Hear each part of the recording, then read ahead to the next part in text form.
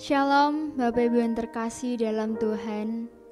Mari saya ajak untuk kita selalu bersyukur pada Tuhan, karena hanya Tuhan yang setia dan menopang hidup kita. Mari kita pujikan.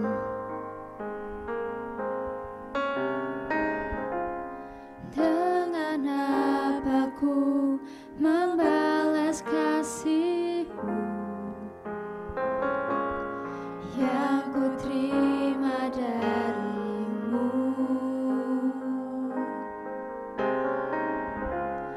Dengan apa ku membalas cinta-Mu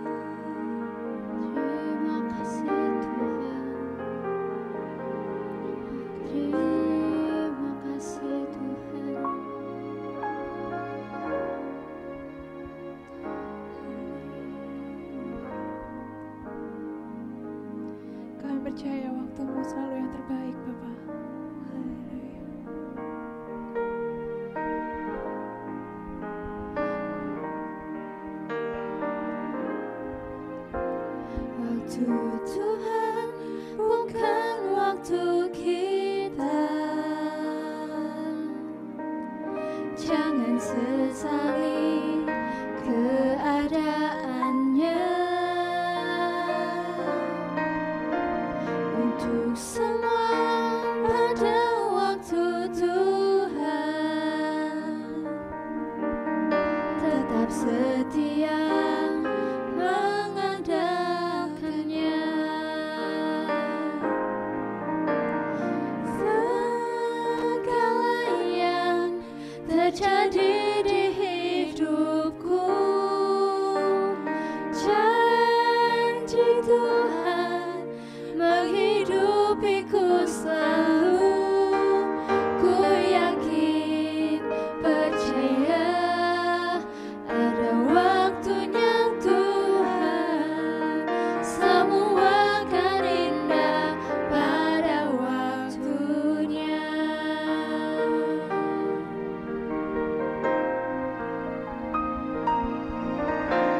Waktu Tuhan bukan waktu kita.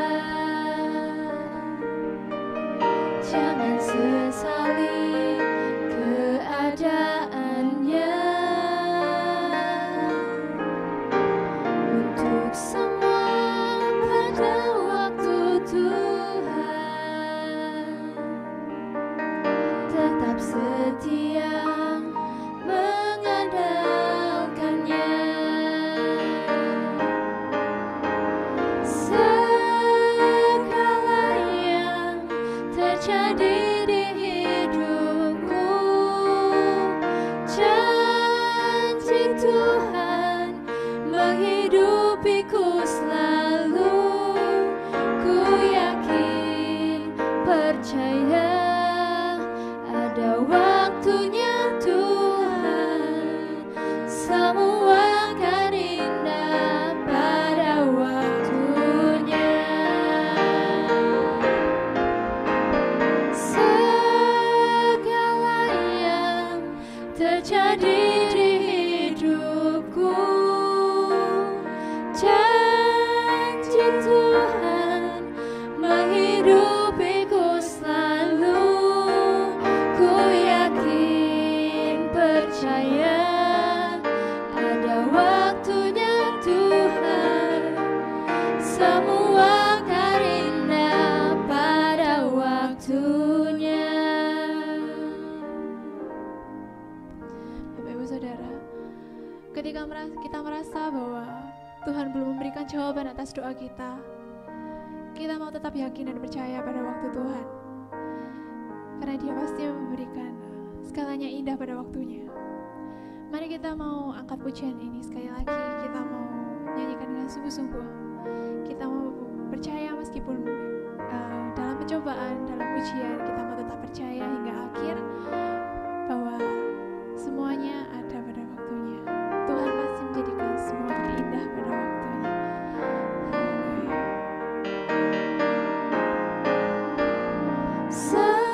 Segala yang terjadi di hidupku, janji Tuhan menghidupiku selalu.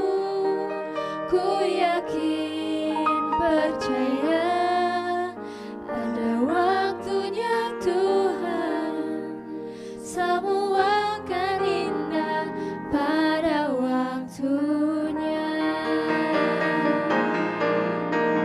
Segala yang terjadi di hidupku, janji Tuhan menghidupiku selalu. Ku yakin, percaya ada waktunya Tuhan, semua akan indah pada waktunya. Ku yakin, percaya ada waktunya Tuhan, semua akan indah pada waktunya. Ku yakin, percaya ada waktunya Tuhan, semua akan indah pada waktunya. Terima kasih Bapa, terima kasih Tuhan. Biarlah pujian dan penyembahan kami ini dapat menyenangkan hati-Mu, dapat menjadi persembahan yang harum bagi nama-Mu Tuhan.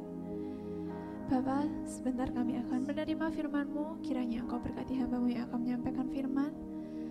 Kiranya firman-Mu ini yang disampaikan dapat menjadi bekal bagi kehidupan kami. Juga berkati umat-Mu yang akan menerima firman-Mu Bapa. Kami buka hati kami untuk menerima firman-Mu. Biarlah benih firman-Mu ini dapat tumbuh dan berbuah dalam kehidupan kami. Terima kasih Bapa, terima kasih Tuhan. Kami satukan doa ini dan satu nama yang ajaib, yaitu nama Yesus Kristus Tuhan. Haleluya, amin.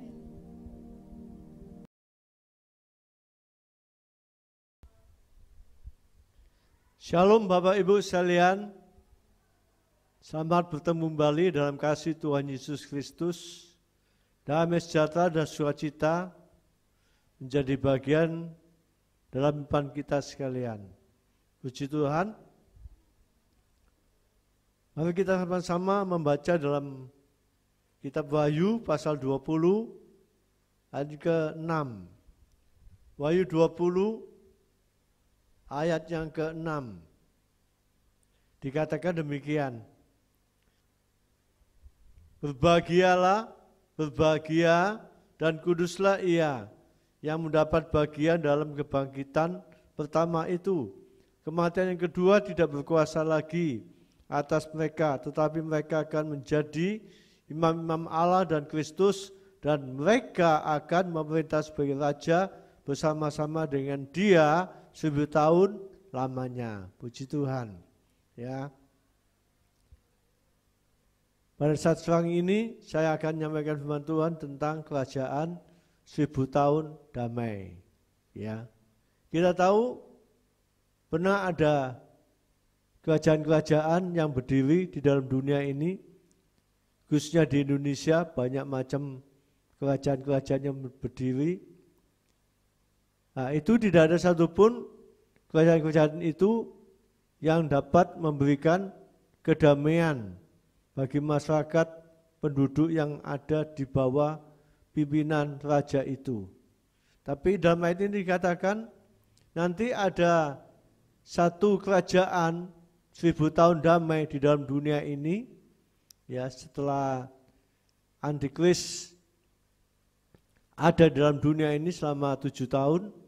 Setelah itu ada satu kerajaan berdiri, namanya kerajaan 1000 tahun damai, dan dikatakan di dalam ayat ini bahwa Kristus yang menjadi raja, ya, Kristus yang menjadi raja. Setiap orang tentu ingin menikmati, merasakan kedamaian itu.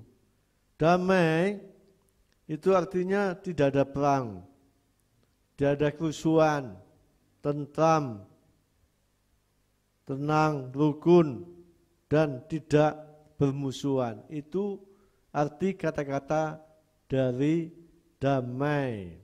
Ya.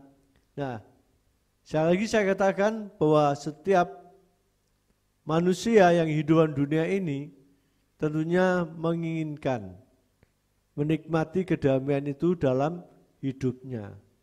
Tapi selama ada dalam dunia ini, ya tidak ada satupun manusia yang dapat menikmati kedamaian itu.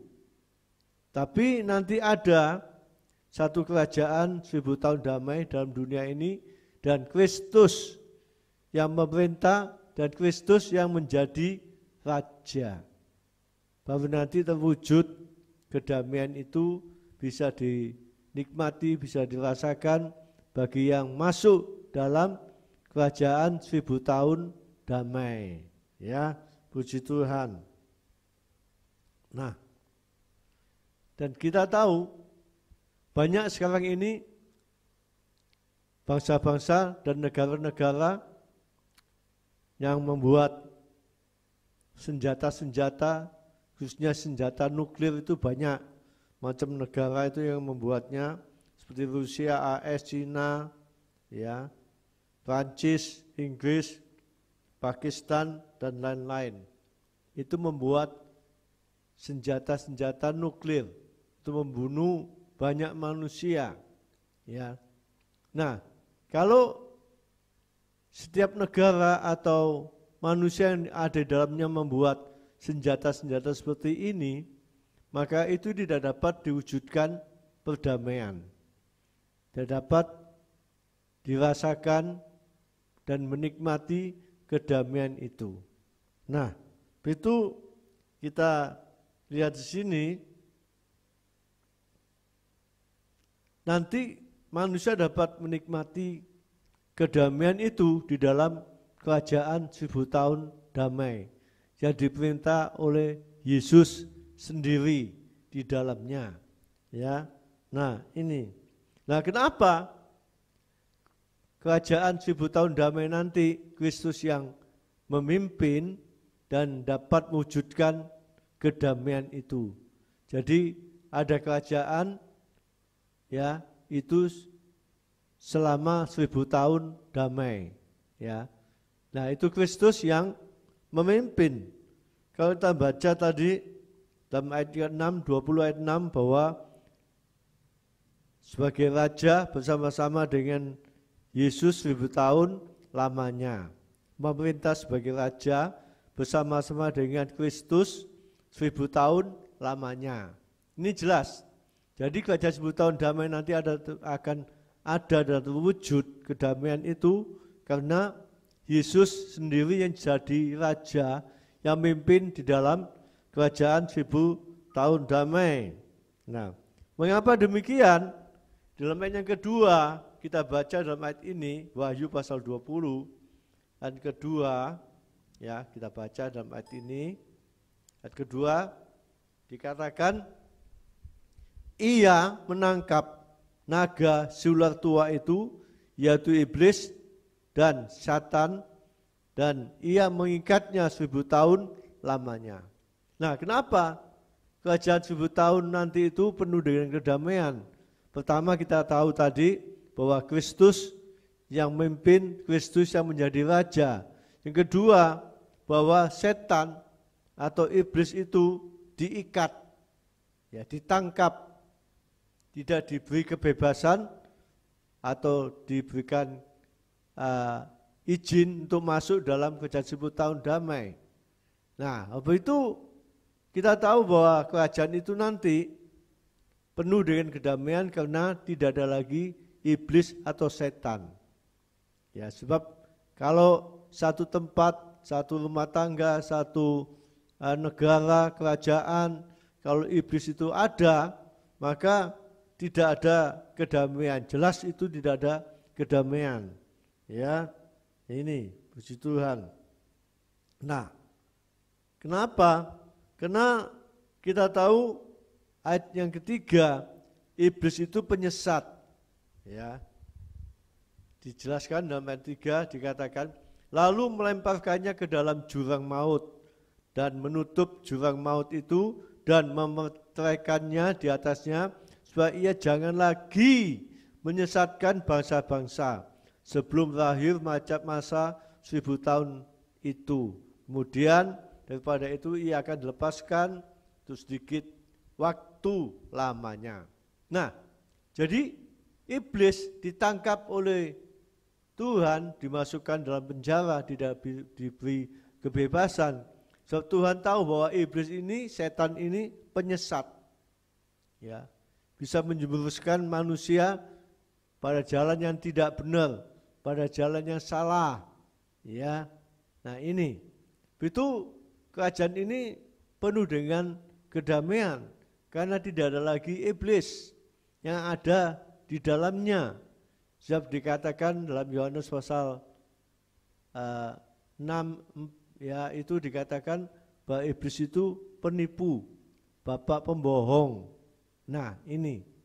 Jadi karena iblis ini ditangkap, tidak dibebaskan, ya, dipenjarakan di satu tempat dan tidak dapat keluar dari tempat itu, maka kita tahu kerajaan 1000 tahun itu penuh dengan kedamaian, ya.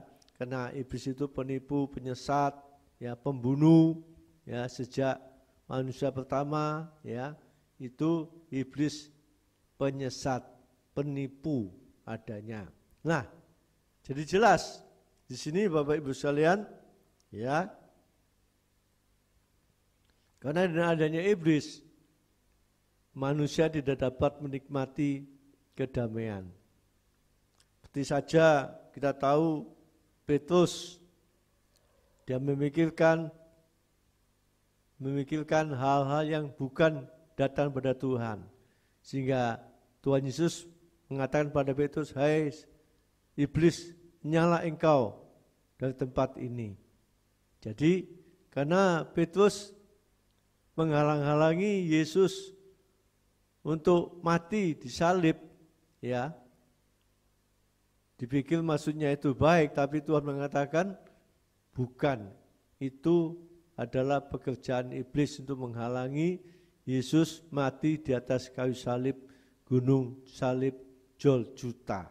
Itu Tuhan mengatakan, "Hai iblis, nyala engkau." Jadi Petrus dikatakan iblis, ya.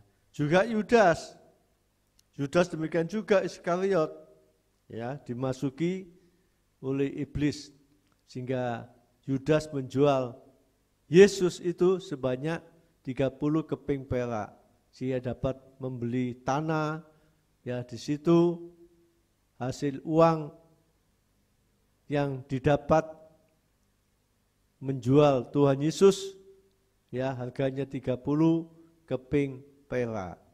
Nah, tapi nanti dalam jalan 10 tahun damai, tidak ada lagi iblis mempengaruhi manusia sehingga manusia melakukan perbuatan yang jahat. Tidak ada lagi di situ, ya. Nah, dan yang kedua kita tahu, kalau kita baca Yesaya pasal 11 ayat 3-5, bahwa kebenaran, keadilan itu ditegakkan oleh Tuhan. Kita baca Yesaya sini, ya. Kita baca Yesaya, ya. Tadi dikatakan pasal 11 ayat 3-5. Pasal 11 ayat 3-5 itu dikatakan, ya, kesenangannya ialah takut akan Tuhan, dan ia tidak akan menghakimi dengan sekilas pandang saja, atau menjatuhkan keputusan menurut kata orang. Tapi ia akan menghakimi orang-orang lemah dengan keadilan, dan akan menjatuhkan keputusan terhadap orang-orang yang tertindas di negeri dengan kejujuran.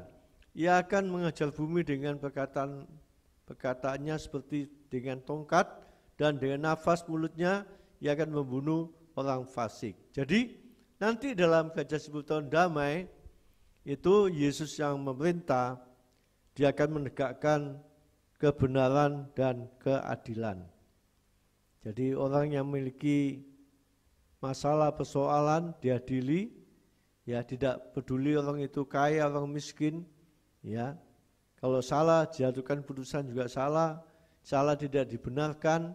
Seperti kita lihat zaman sekarang kita ini, orang memiliki masalah, kalau dia salah bisa benar dan benar bisa salah. Dan nanti Tuhan Yesus yang memerintah dalam jalan 10 tahun damai itu dikatakan dia akan menegakkan keadilan, kebenaran ditegakkan, ya, puji Tuhan.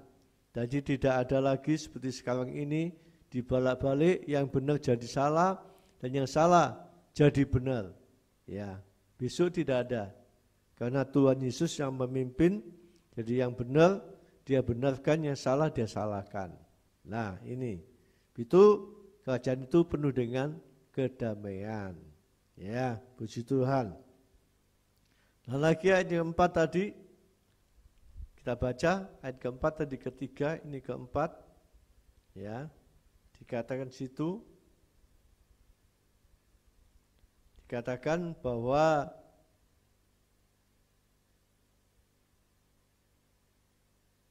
kebenaran keadilan ditegakkan, dan orang jahat ditumpas dan dilenyapkan. Ayat 4, jelas itu. Ya, itu dikatakan di sini. Tetapi ia akan menghakimi orang-orang lemah dengan keadilan dan akan menjatuhkan keputusan terhadap orang-orang yang tertindas di negeri dengan jujur, dengan kejujuran.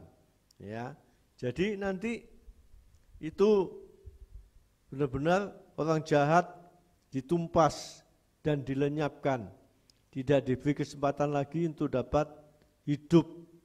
Ya, yang salah dihukum, yang benar dibenarkan. Ya, ini jelas Bapak Ibu sekalian. Nah, itu kerajaan ini dikatakan kerajaan yang penuh dengan kedamaian. Ya. Lalu dikatakan juga ayat ke-6 sampai 8 di sini. Ya, Yesaya itu pasal 11 6 sampai 8 dikatakan, serigala akan tinggal bersama domba dan macan tutul akan berbaring di samping kambing. Anak lembu dan anak singa akan makan rumput bersama-sama, dan seorang anak kecil akan menggiringnya. Lembu dan beruang akan bersama-sama makan rumput, dan anaknya akan bersama-sama berbaring. Sedang singa akan makan jerami seperti lembu.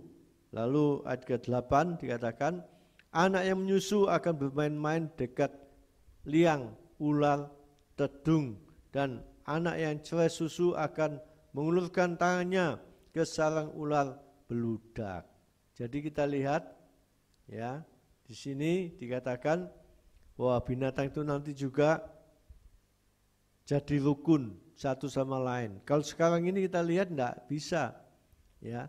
Kalau singa ya, ada kambing, pasti kambing itu diterkam, dimakan, dicabik-cabik, ya. Tapi di sini dijelaskan, itu bersama-sama dapat hidup rukun, ya. Lembu sama beruang itu sama-sama makan rumput. Ini jelaskan di sini, ya. Dan singa dapat kumpul sama-sama dengan lembu. Kalau sekarang ini tidak bisa. Kalau kita lihat di televisi tentang binatang-binatang itu, ya, kalau singa melihat binatang kambing, ya, lembu, itu pasti akan dibunuh, dimakan. Nah, nanti zaman 10 tahun damai, ini binatang-binatang hidupnya rukun, satu sama lain, ya. Bahkan dikatakan anak kecil bermain-main dekat tempatnya ular tedung, ular yang ganas, ya, di sarangnya ular beludak, ular yang ganas, tidak apa-apa. Kalau sekarang, kalau anak kecil dekat dengan liangnya ular, maka anak kecil itu akan dimakan, digigit, ya, tidak bisa dilepaskan. Nah, nanti zaman 10 tahun damai, anak kecil itu dapat bersama-sama dengan ular tedung, ular beludak, ular yang ganas, bisa bermain-main di dekat liangnya. Itu tidak dapat apa-apa, tidak dapat berbuat apa-apa ular itu kepada anak kecil. Ya, nah ini, ya, itu dikatakan kerajaan ini penuh dengan kedamaian. Ya, binatang saja bisa jinak, ya, bisa rukun satu dengan yang lain, ya. Dan juga di sini dikatakan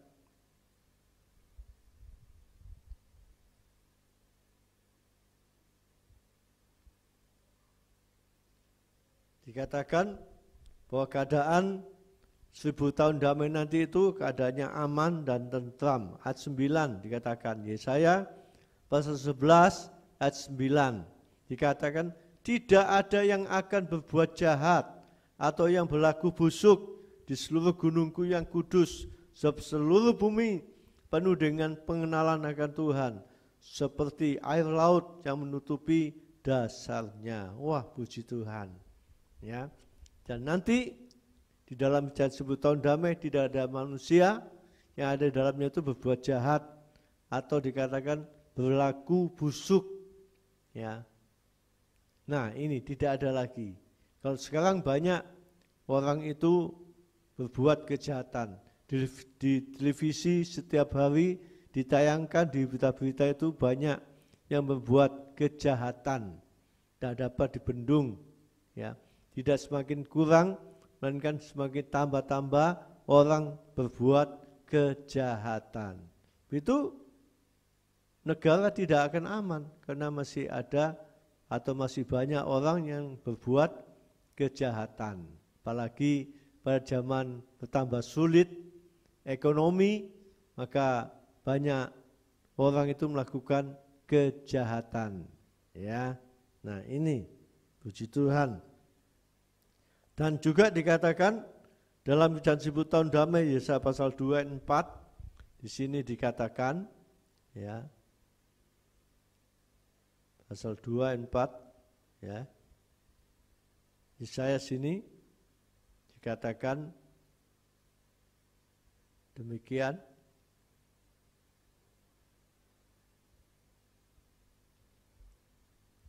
Ia akan menjadi hakim antara bangsa-bangsa dan akan menjadi wasit bagi banyak suku bangsa. Maka mereka akan menempa pedang-pedangnya menjadi mata pajak, mata bajak, dan tombak-tombaknya menjadi pisau pemangkas. Bangsa tidak ada lagi mengangkat pedang terhadap bangsa, dan mereka tidak akan lagi belajar perang. Wah, ini ya dikatakan dalam ayat yang keempat yang kita sudah baca, tidak ada peperangan. Sebab apa? Alat-alat peperangan seperti pedang, tombak, ya, lembing itu dijadikan alat-alat pertanian. Ya, alat pertanian itu dijadikan cangkul, dijadikan apa itu? Alat pertanian itu sekrop dan sebagainya.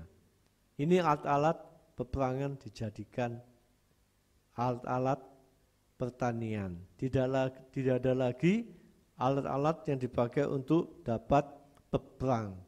Kalau negara dapat membuat senjata, ya, senjata itu pedang, tombak, dan lembing, maka itu negara dia selalu menghadapi peperangan, ya. Jadi dia selalu memerangi bangsa-bangsa lain, ya.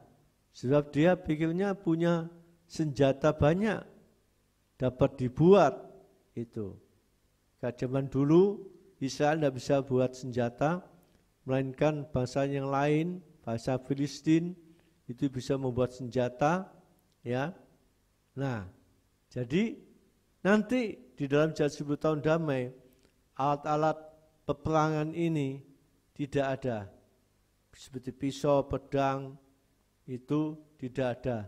Tidak ada lagi yang dilatih dalam medan peperangan. Kalau sekarang ini banyak, ya, negara-negara melatih penduduknya untuk berperang dan membuat senjata-senjata yang ampuh, yang canggih untuk dapat dipakai dalam medan peperangan. Nah, nanti itu seperti dalam ayat ini Yesaya pasal 24 tidak dapat lagi kita pakai. Sudah dijadikan oleh Tuhan alat-alat pertanian, tidak dapat dipakai untuk alat-alat peperangan, dan tidak ada lagi orang mengajari setiap orang diajari untuk dapat berperang melawan musuh-musuh yang dihadapinya, ya. Puji Tuhan. Nah, dalam ayat 3 dikatakan pasal 2 Yesaya pasal 2 ayat 3 dikatakan dalam ayat ini, dan banyak suku bangsa akan pergi serta berkata, mari kita naik ke gunung Tuhan, ke rumah Allah Yakub, supaya ia mengajar kita tentang jalan-jalannya dan supaya kita berjalan menempuhnya. Sebab dari Sion akan keluar pengajaran dan firman Tuhan dari Yerusalem. Ya. Jadi orang yang ada nanti masuk dalam kerajaan 1000 tahun damai itu diajari oleh Tuhan firman Tuhan. Ya, jadi nanti banyak bangsa-bangsa kumpul masuk di dalam kerajaan 1000 tahun damai, dan Tuhan yang menjadi raja pemimpin itu Tuhan mengajarkan pengajaran firman Tuhan, ya, firman Tuhan kepada penduduk yang ada di kerajaan 1000 tahun damai. Nah, kita lihat selanjutnya siapa saja yang ikut memerintah di dalam 2 Timotius pasal 2. Ini kita baca 2 Timotius pasal 2, ya. Lalu ayat juga 12. 2 Timotius pasal 2, 12 dikatakan demikian, jika kita bertekun, kita pun akan ikut memerintah dengan Dia, dengan Kristus, dengan Yesus. Jadi perlu kita sekarang ini bertekun. Tekun itu artinya rajin, sungguh-sungguh beribadah, melayani Tuhan, sungguh-sungguh kita berdoa kepada Tuhan, ya. Itu nanti orang akan ikut memerintah dengan Yesus. Atau dalam kitab yang lain dikatakan tahan menderita, ya. Itu dalam terjemahan lama, tahan menderita. Jadi manusia yang ada dalam dunia ini tidak luput dari segala masalah, persoalan, penderitaan. Nah, ini kita harus dapat bertahan menghadapi semuanya itu, supaya kita nanti dapat masuk kerajaan 1000 tahun damai dan memerintah bersama dengan Yesus, ya. Jadi nanti sama Tuhan ada diangkat jadi hakim, ada diangkat jadi penguasa-penguasa, membantu Tuhan yang memerintah di dalam kerajaan 1000 tahun damai itu. Puji Tuhan, walaupun kita sekarang ini tidak menjadi apa-apa dalam dunia ini, ya jadi orang biasa, tapi nanti kita ya dalam zaman kerajaan 1000 tahun damai itu memerintah bersama dengan Tuhan Yesus, ya. Nah, coba kita baca Wahyu pasal 20 ayat 4. Kita balik lagi sini, Wahyu pasal 20 ayat 4. Ya. Wahyu pasal 20 ayat 4 dikatakan demikian. Ayat 4. Lalu aku melihat takhta-takhta dan orang-orang yang duduk di atasnya. Jadi ini ikut memerintah. Kepada mereka serahkan kuasa untuk menghakimi. Jadi ada diangkat jadi hakim yang masuk dalam 1000 tahun damai, ya, tadi yang tekun itu.